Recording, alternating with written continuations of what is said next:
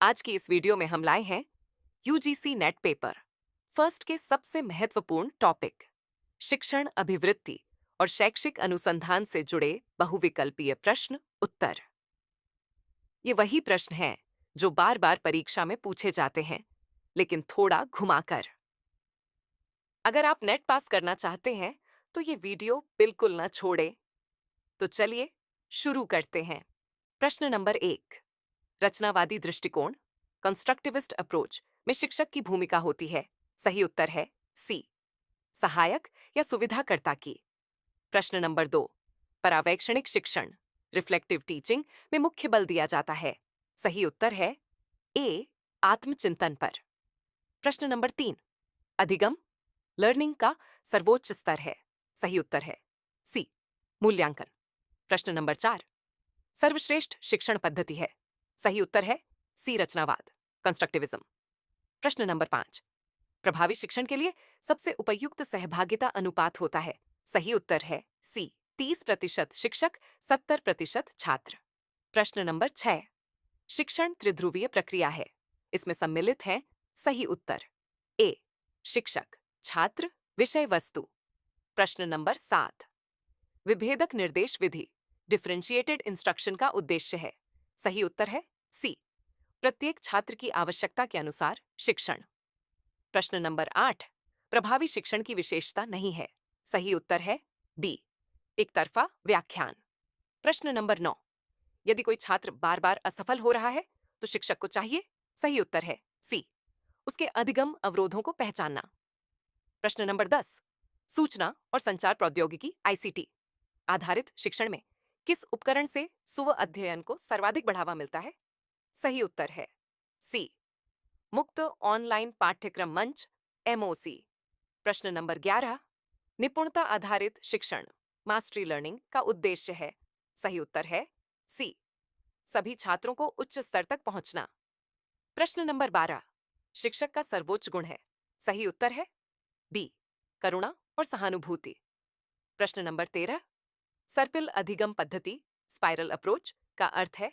सही उत्तर है ए, विषय को बढ़ती जटिलता के साथ बार बार पढ़ाना। प्रश्न नंबर 14।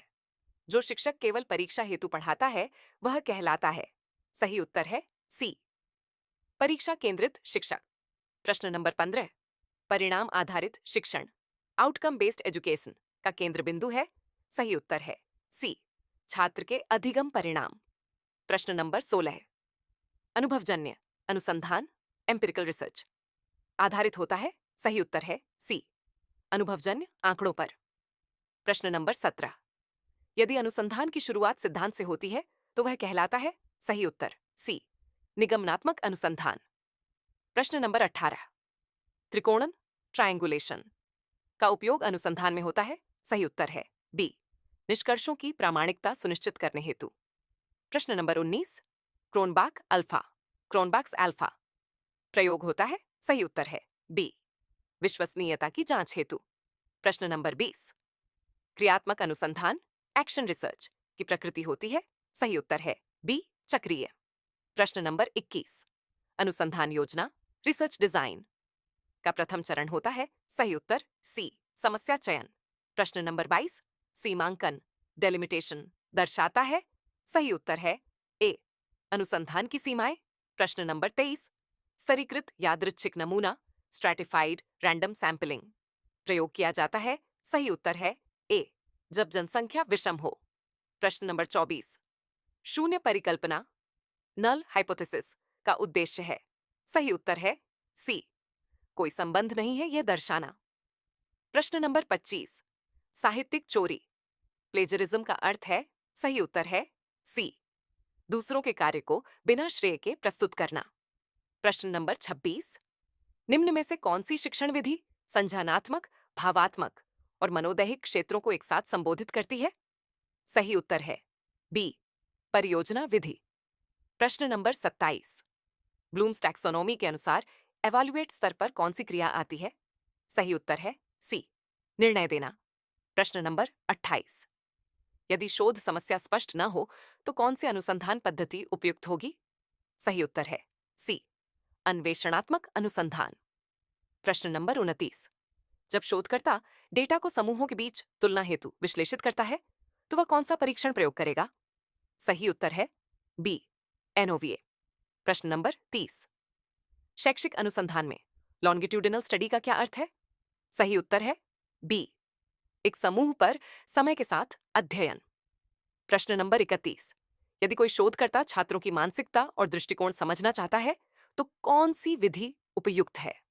सही उत्तर है ए, साक्षात्कार। प्रश्न नंबर 32। हाइपोथेसिस में मुख्य गुण कौन से होते हैं? सही उत्तर है बी, परीक्षणीयता और स्पष्टता। प्रश्न नंबर 33। एक्शन रिसर्च की प्रक्रिया का कौन सा चरण सबसे अंतिम है? सही उत्तर है डी, सुधार का मूल्यांकन। प्रश्न नंबर 34। एक अच्छा शिक्षक कौन सा कार्य सबसे पहले करता है? सही उत्तर है सी, छात्रों की आवश्यकताओं को समझना। प्रश्न नंबर 35। आईसीटी आधारित शिक्षण का मुख्य उद्देश्य है? सही उत्तर है सी, शिक्षण को रोचक और सहभागिता युक्त बनाना। अगर वीडियो पसंद आया हो तो लाइक और शेयर जरूर करें। मिलते हैं अगले वीडियो में यूजीसी नेट पेपर 1 के एक नए टॉपिक के साथ। शिक्षा शक्ति, जहां तैयारी होती है पक्की।